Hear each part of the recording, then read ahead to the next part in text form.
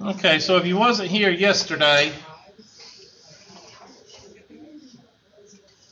there is the margin of error. Okay, so write that down. Your z-score of alpha over 2, so that's where, remember me showing you the alpha over 2? That's where you get that. You got to look that up, and we'll look that up in just a minute because we're going to do the index card I told you about, doing 90 all the way up to 99. I'll do 3 or 4 of those, and then you can do the rest of them. And then p hat q hat over n, square root.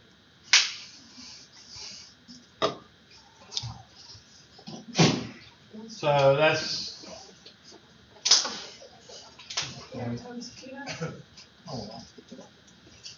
hold on. I haven't got everything turned on. P hat q hat over n.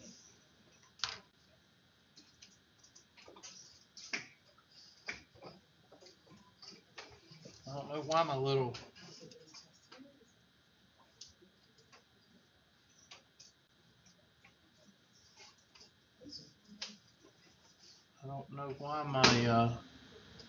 little marker thing isn't up. Oh, that's great.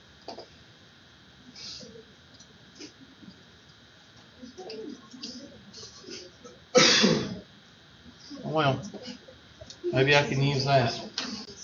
So another way that you're going to write it is E is equal to Z square root of P hat Q hat over N. Now the z-score, if you've got a 90% confidence interval, that means that alpha is equal to 0.10, meaning that's the complement. So therefore alpha over 2, what's half of 10 cents? So now you look that up in the z-score. Or look that up, do your inverse norm, 0.0500. Might look that up for me right quick. It's always going to be the positive z-score. Because you can't take square root of what? Negative. So it's better you just, I mean, you can, but, I mean, the z can be negative, but you want to keep it positive. So what's the inverse norm of 0.0500?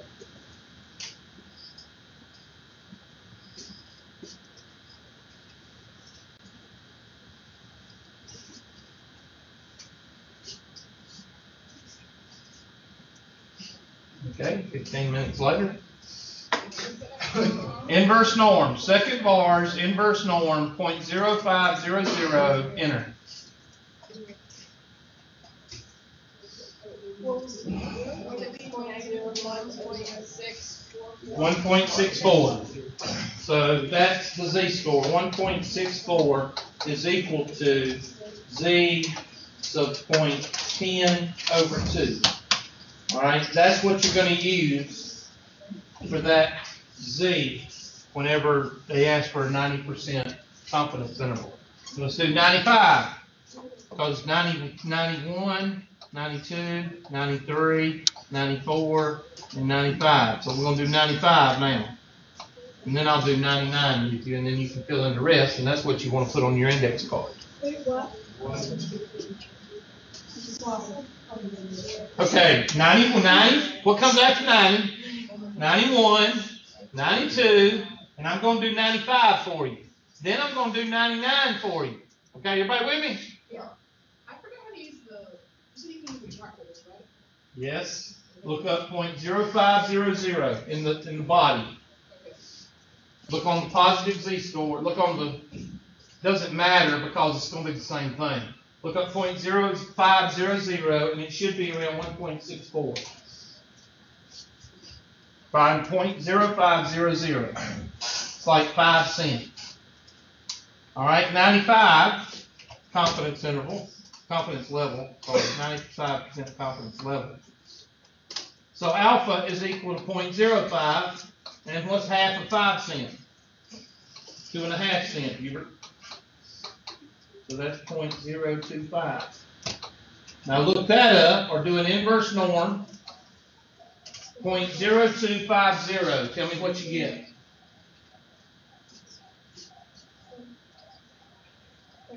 And they say I'm lying. They show them finger. 1 point what? 95 or 96. And that is z sub 0.05 divided by 2. So, and now you do 99%. So it's not going to be negative. I thought I said that. Yeah, you did. I thought I said that. Okay. 99% confidence level. Alpha is equal to 0.01. So alpha over 2 would be what? 0.0050. Punch that in, what do you get?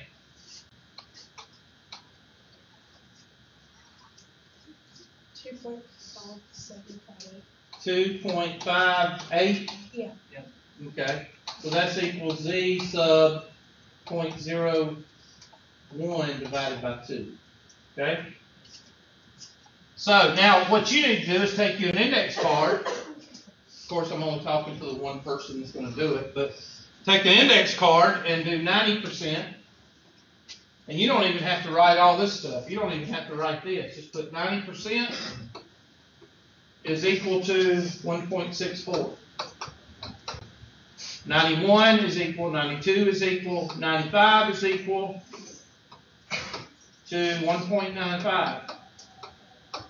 96 is equal, 97 is equal, 98 is equal, 99 is equal to 2.58. Now, if you do your index card, then when the test rolls around, you won't have to look it up every single time. But I know one or two of y'all will do the index card. The rest of y'all will fuss about me making you look it up 9 to 10 times. Okay? So that's how you do. Now, when you get these Z-scores, they're going to ask you for a 95% confidence level. Boom. 95% confidence level is 1.95. So 1.95 goes right there. They ask for 91% confidence level. Then whatever that one comes out to be, you stick it in for that Z-score. So the Z sub alpha over 2 is what should be on your index card. Okay? Unless you want to type it in 10 times or 20 times. Okay, so that's how you find the Z part of that formula. Now, what's going to be given? P hat is going to be given. Write that down. And N is going to be given. So if you have an index card that I've told you to do, and P hat is given, and N is given, then what's the difficulty of this formula? 0. All you do is plug in what? Plug and check. If P is equal to 0.5, what is Q? 0.5. If P is equal to 0.75, what is Q? 0.25. It's the complement. All right, look at this one. I hope this is, there we go. This is exactly what I wanted to do. This is a test question right here. Okay? So write it down. Because this is the kind of test questions I'll give you on this test, this last test, which will be start. When will it start? The 4th, and when will it end? The 11th. Okay, go ahead, start it.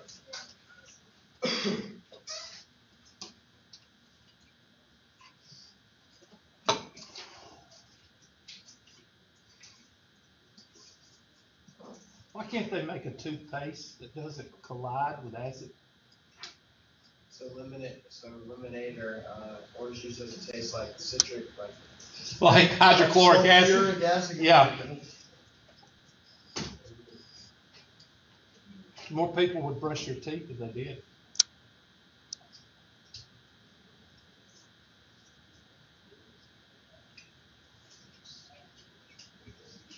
It was a joke, people. It was a joke.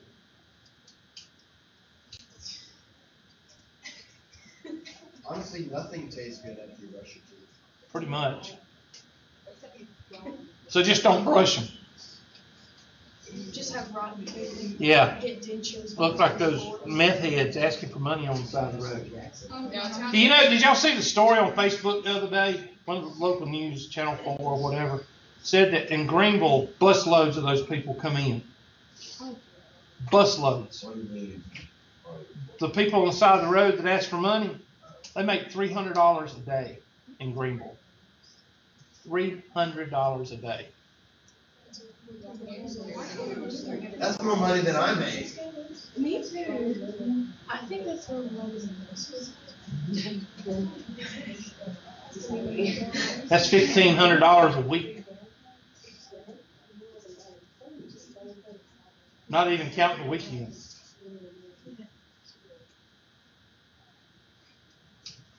And you ask, why don't they just get a job? Would you? Did you make $500 a day? I mean, $300 a day, would you get a job? I mean, not begging on the side of the road, but if somebody gave you $300 a day, would you go get a job? No.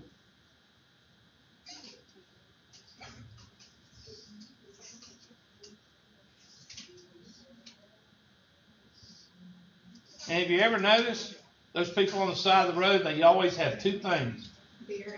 They have cigarettes and they have a phone. You just don't see the phone very much, but you gotta have a phone. But they have them cigarettes. Yeah, they don't have money for food, but they got money for cigarettes, they got money for a cell phone. If you watch them enough, which I have, I've sat in a daggum restaurant and watched them. They'll pull out a cell phone eventually. And of course, they'll go through a pack of cigarettes in about an hour. That's what, I don't even know. I'm not Marlboro Club. What is a pack of cigarettes? I'm not talking about the things you get from Nigeria. I'm talking about a real pack of cigarettes, American cigarettes. $5.30. How much? Like $5.30. That is outrageous.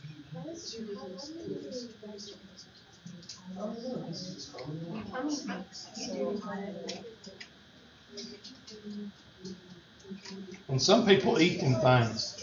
You can tell they're the ones that get on the elevator and you smell them after they done got off the elevator 30 minutes ago. Oh, I gag whenever I get on the elevator.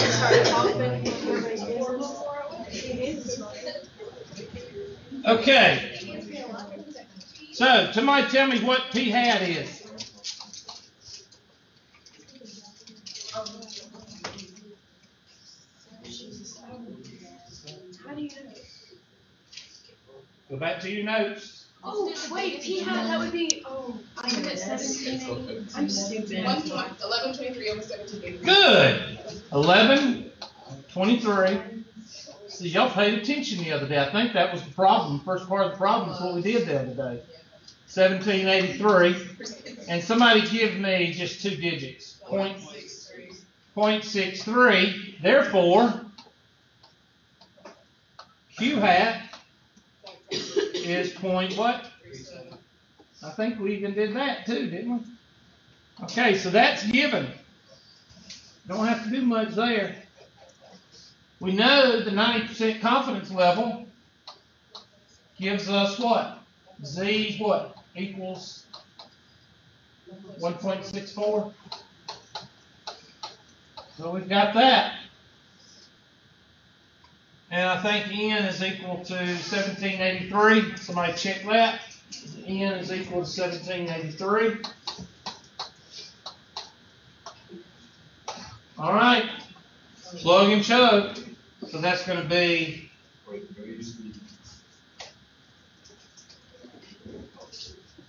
what? So Z is 1.64. Y'all are trying to make this hard. Y'all are doing everything y'all can to make this hard. Yeah. Okay. Take the Q and 0.63 times what? 0.37. And multiply and put that over what? 1783. And crunch all that out.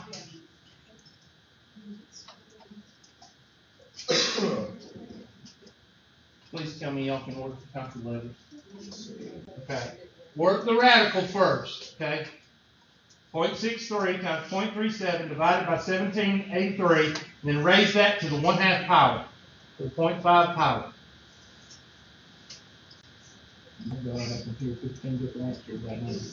All right? So that's going to be 1.64 times what? Sorry.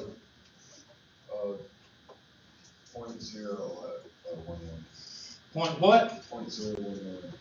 0.011, and multiply those two. What do you get? 0.08 or 19. 0.08 or 19? It's 19. 0.19? So that's a 19%. 0.019. 0.019. 0.019, which is a 2% margin of error. So the way that you use that now is you go up here, and your P is equal to what? 63%. 63%. And what's the high end using your margin of error? 2%. 65%.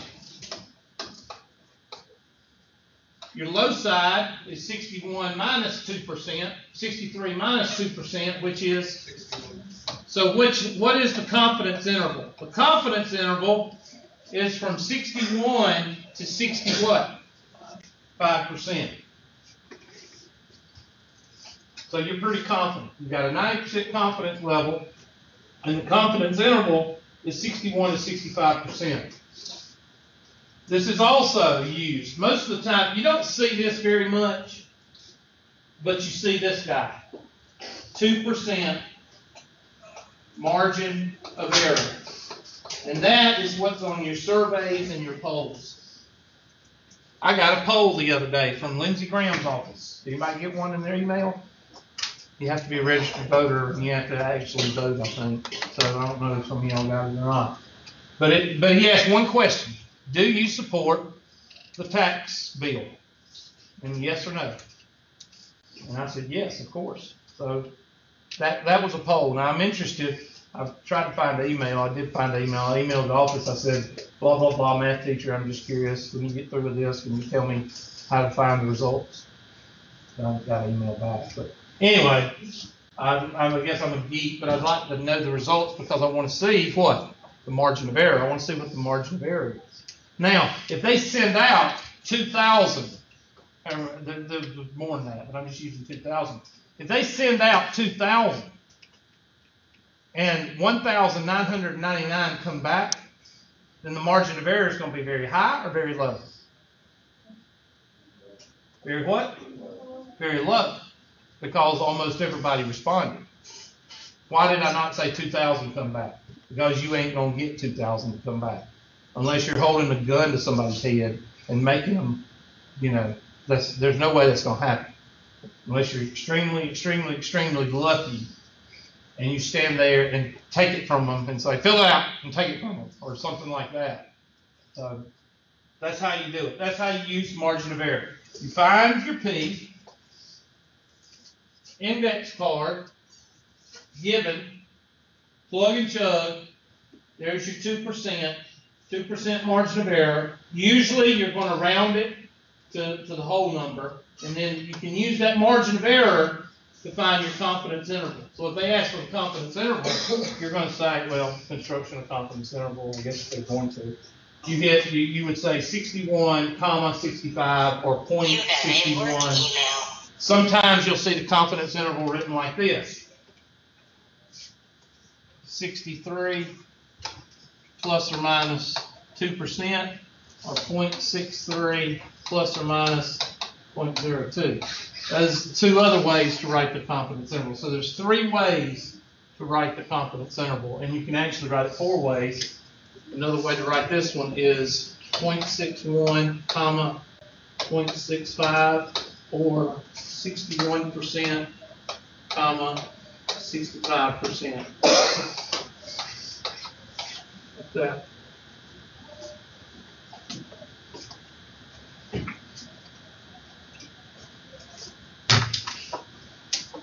And this is also a nice question to put on a standardized test. Sometimes you might see a question like this on a standardized test where they're just asking for the margin of error. They might give you this formula right here. They'll put it, in the directions, and they'll say find the margin of error. And they would also give you a table unless they let you use calculator. Do they let you use calculator on certain portions of the SAT and ACT? Yeah. That's why. Because they would give you the formula, and then they would give you a little bite of the table, or they let you use your calculator to find Z. Okay. So that's a good question for you too. And there it is. Now I show it differently, but that's basically, that's the gist of the whole thing. Okay? So to do these questions, you need to do an index card. Now, let me ask you a question. How many of you did the sheet with the normal distributions on it where you wouldn't have to? You did it, okay? Did it save you a whole lot of time on the test?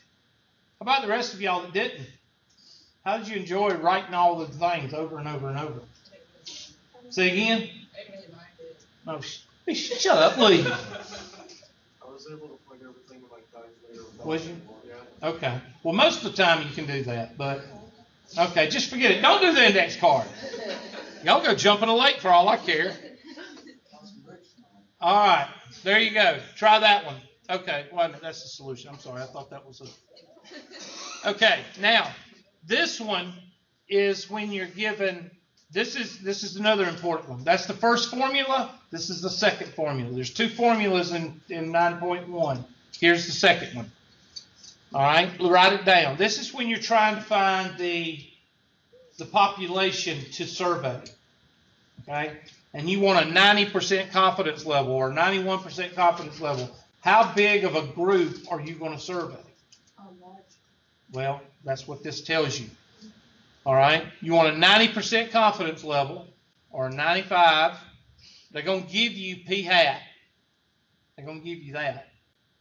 So another way to write this one is n is equal to p hat, q hat, times z over margin of error raised to the second power. But actually, the only I didn't understand the word you said. I was talking about. Okay. Okay, when you talk to yourself, you're entitled to mumble. So if my p hat is equal to 0.75, I want a 95% confidence level, and I want a 2% margin of what? Margin of error. That's what the question will ask. Okay, we'll probably get an example after this page. So now, P can be given as P, or it can be given as X over what? N.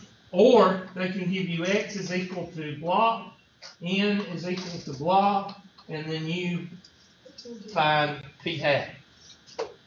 Okay?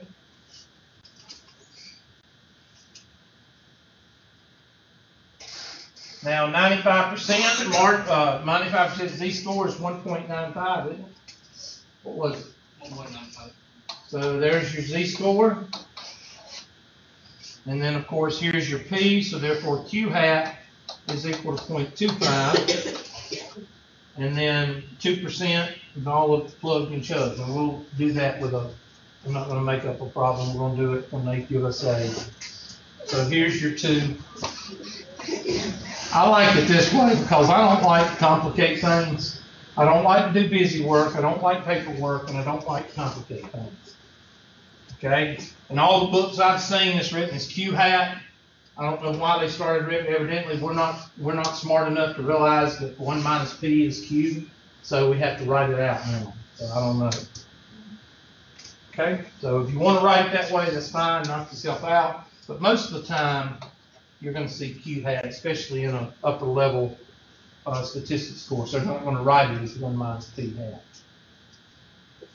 Capiche?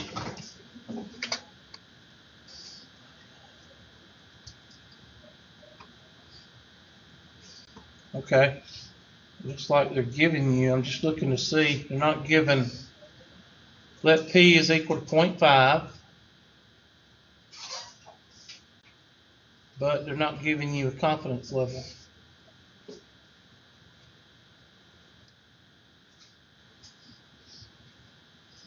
Okay, didn't we just go over that? Okay. Okay, this one, that's used, I'll tell you, I'll explain that in just a minute. Okay, there we go. A sociologist wanted to determine the percentage of residents of America that only speak English at home. What size sample should be obtained? Okay, first part of the question, just ignore it. What size sample? That's where the question starts. If she wishes her estimate to be within 3 percentage points with a 90% confidence level, assuming she uses the estimated blah, blah, blah of 82.4%.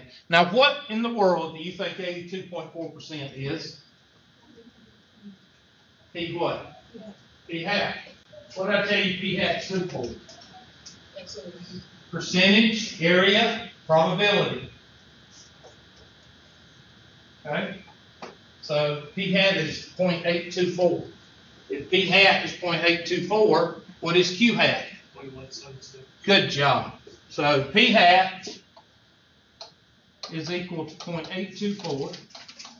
Therefore, Q hat is equal to 0.1, what'd you say, 76? Yep.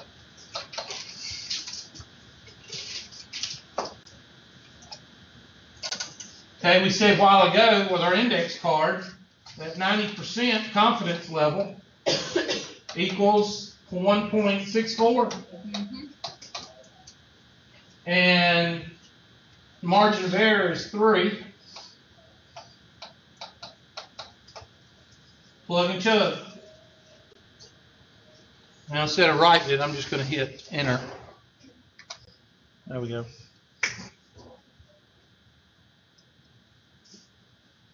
Oh, look, they wrote down where we wrote down. So there's N, sorry. P hat, Q hat, and then your Z score over. Now they use did we use 1.65 or 1.64? Okay, use 1.65 because that's what they're using. So, is there such thing as 0.04 persons? Now, in engineering, and for those of you going into engineering, I was a first semester junior in civil engineering.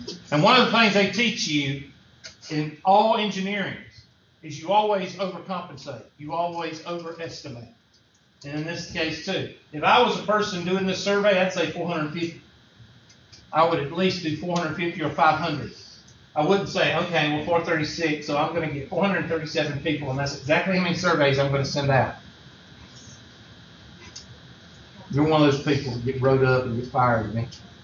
All right? You always want to do more. Now, the answer is 437 because this is no such thing in the statistics world. 0.04 people is not real. So you want to overcompensate or overestimate by raising it up to the next one, which is 437. And then you go, now that's numerically what you should do. Now, of course, if you're depending on you keeping your job or not, you might want to do 440 or 450 or maybe even 500. Now, should you do 600? No. Should you do 800? No. You shouldn't waste money. Okay? There's a fine line between half-assing and wasting money. And you need to find that fine line wherever job you're working at. I'm sorry, sandbagging, not half-assing. I'm not supposed to say ass, I guess. Okay, sandbagging. That's somebody that just draws a paycheck versus somebody that excels. There's a fine line between there, and you have to find it. Okay, so in this case, you go out and to get by, to say, I did what the mathematics told me to do. And then you would be covered. Yes, you would be covered. But 440 would be a better number. 450 would be a better number. and then 500 would be the max. I wouldn't go above 500 because then you're getting into wasting the company's money and time. Okay, so always cover yourself. Always give yourself a little bit of a cushion, no matter if you're dealing with financial, if you're dealing with quality assurance, or if you're dealing with human resources. Always give yourself a little bit more. Okay? Engineering especially, because you don't know. If the tensile strength of an I-beam is equal to 800 pounds, then that could be 4 200-pound people, right? Okay, what if you throw a 300-foot woman in there, or a 300-foot man, 300-pound man in there, a 300-pound woman in there? You need to have a little bit more. So instead of using that I-beam that's 800 pounds, you might want to use an I-beam that's got a tensile strength of 1,000 pounds. You see what I'm saying? And that's why a lot, now, okay, let's talk about the fine line. Well, let's say I want to use a tensile strength I-beam that goes up to 1,500 pounds. Well, you're not going to have 4 or 5 people equal to 1,500 pounds. Okay? So the tensile strength, let me show you what tensile strength, you know what tensile strength is, right? It's when you take a section of an I-beam or a 2x4 and you put a force on it until it what? Until it breaks. That's tensile strength, all right? So if you use an I-beam that's 800 pounds, that means 4 200-pound people. Now, am I covering the women? Yeah. There's not many 200-pound women walking around, okay? Okay, honestly, don't read into that too much, okay? There's not many of you running around. So, and you always want to sit in a 4-foot area. In other words, 4 feet across. People standing, like think of a party, people grouping together at a party, and there's 4 people standing on that one section, 2-foot section of steel. All right. You always think 4 or 5 feet. How many people can fit in a 4 or 5 foot radius? And usually 4 200-pound people. That's 800 pounds. So if the tensile strength of this beam or this 2x4 is 1,000 pounds, then you're covered. But when do you go over? Okay, you go over when you say, well, what if it's 4 300-pound people? 4 300-pound people is what? 1,200 pounds. So I need to use a beam that's tensile strength of 1,500 pounds. Is that overestimated? Yeah. How many 300-pound people you got at your work that weighs over 300 pounds?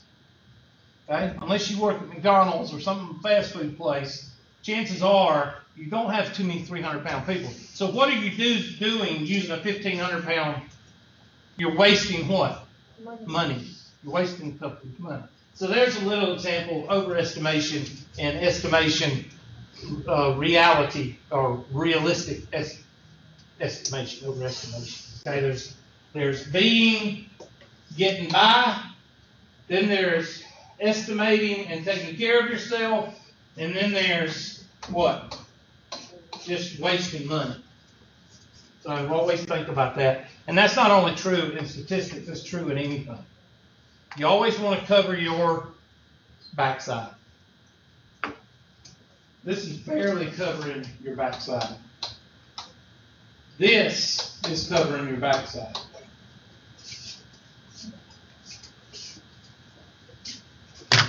And if it's not with mathematics, cover it with paperwork.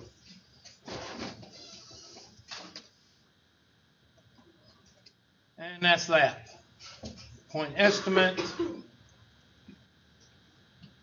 All right, let's look at this one. Pennies minted after 1982 are made from 97.5% zinc and 2.5% copper. The following data represents the weights in grams of 17 randomly selected pennies minted after 1982. Treat the data as a simple random sample. Estimate the population mean weight of pennies minted after 1982. Okay? So the first thing you do is find the mean. So that's what I thought it was asking. So I'm not going to ask you to do that because that's tedious, but we're just going to go through this. This could be a test question, but it has several parts. All right? So once you find the mean, then you're going to use it to find your t-distribution. So write that down. and this is not hard, you've actually done this before. Okay? Y'all remember when we did in the last section, we took the standard deviation and we divided by the square root of n? Y'all remember we did that? Well, there it is.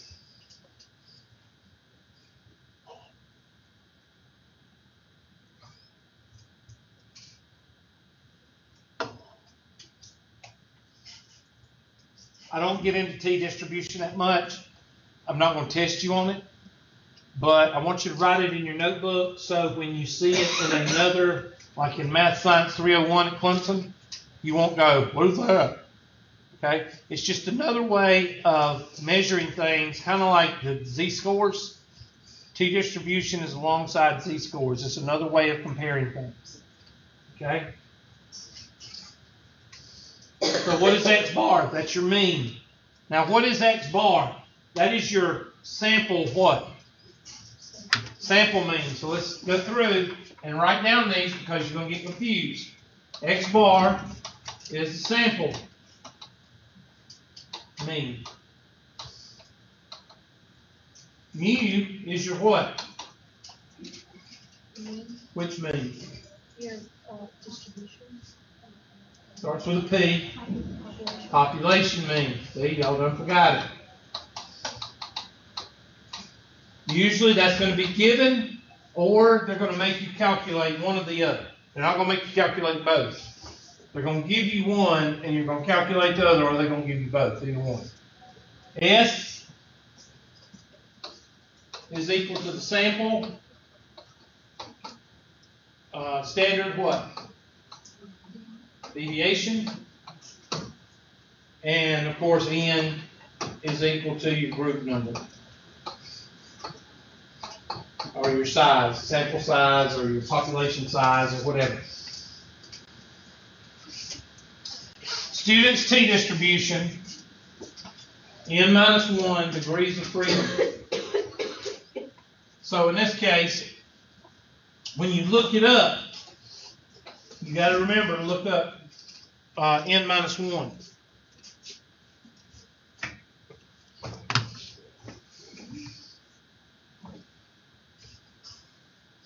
They should give us an example here.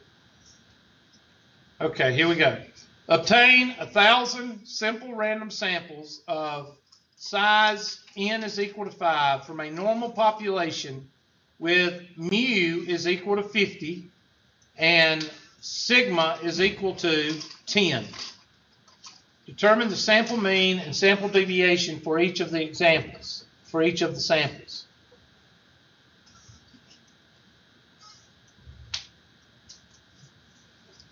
Draw a histogram for both Z and T. So that, see, they got you doing two things. Just write it down and we'll go through it. Because some of y'all are going to spaz out.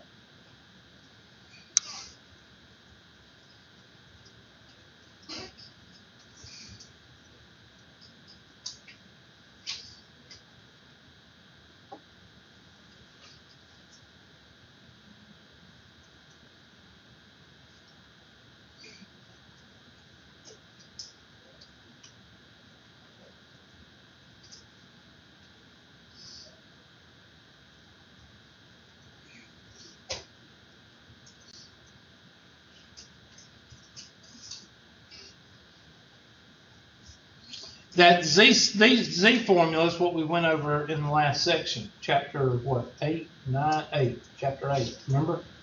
Remember it was the sigma over the square root of n, and it was different from 8.2, 8.1 and 8.2. Yeah, that's the only difference. And you see the similarity between the Z-score in in chapter 8 and then the T-score in chapter 9. It's about the same, except you use more of the sample data. Okay. I'm glad that they went through and showed you how to do it. I think they just wanted you to graph it.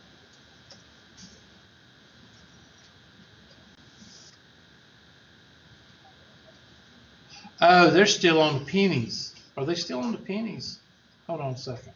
I think they are. Yep. So you find the mean. Hold on a second. Yeah. They're doing the mean.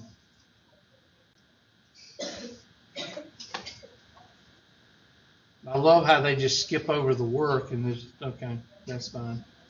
I'm not going to test you on it anyway, so you're okay.